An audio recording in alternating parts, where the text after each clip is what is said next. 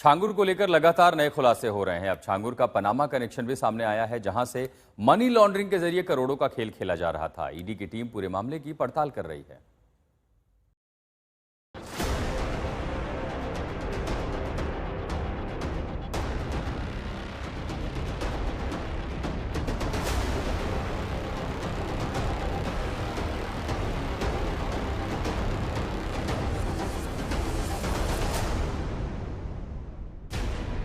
धर्मांतरण का जाल,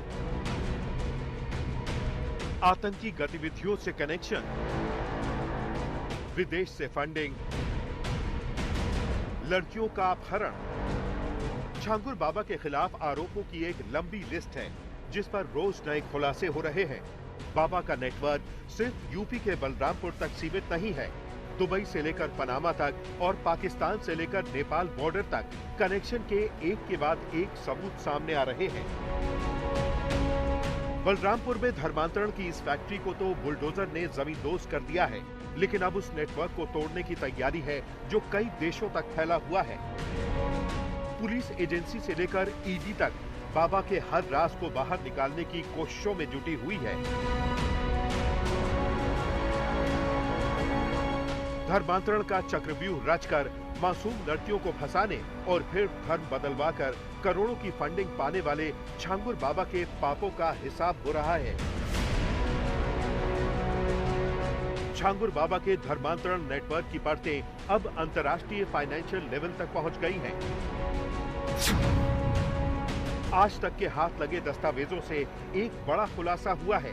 बाबा के राजदार नवीन ने पनामा में एक फर्जी कंपनी खड़ी की थी। उस कंपनी में विदेशी नागरिकों को जोड़ा गया, लेकिन असली ऑपरेशन भारत से ही चलाया गया। ईडी को शक है कि इसी कंपनी के जरिए करोड़ों रुपए की मनी लॉन्ड्रिंग की गई। जानकारी के मुताबिक छांगुर बाबा के खासम खास नवीन रोहरा ने साल 2003 में लोगोस मरीन ऐसे नाम की एक कंपनी पनामा में रजिस्टर कराई थी। ये कंपनी एक इंटरनेशनल शिपिंग ब्यूरो के जरिए रजिस्टर हुई थी। छांगुर के अवैध धर्मांतरण रैकेट में बड़े पैमाने पर ब्लैक मनी का इस्तेमाल किया जा रहा था। छांगुर को दुबई, यूएई और तुर्की से बड़े पैमाने पर विदेशी फंडिंग हो रही थी। इसका खुलासा तो पहले ही जांच एजेंसियों ने कर दिया था, लेकिन छांगुर और उसके करीबियों पर जब ईडी की टीम ने रेड की तो छांगुर के बेहद करीबी नवीन रोहरा के घर से पनामा के कई दस्तावेज बरामद हुए, जिसमें खुलासा हुआ कि कैसे छांगुर अपने करीबियों के जरिए पनामा में शेल कंपनी बनवाकर उसके जरिए बड़े पैमाने पर मनी लॉन्ड्रिंग कर रहा था। अब ईडी की टीम छांगुर और उसके करीबियों को पुलिस कस्टडी रिमांड पर लेने की कोशिश में जुटी है, जिससे अवैध धर्मांतरण रैकेट में विदेशी फंडिंग का पता लगाया जा सके।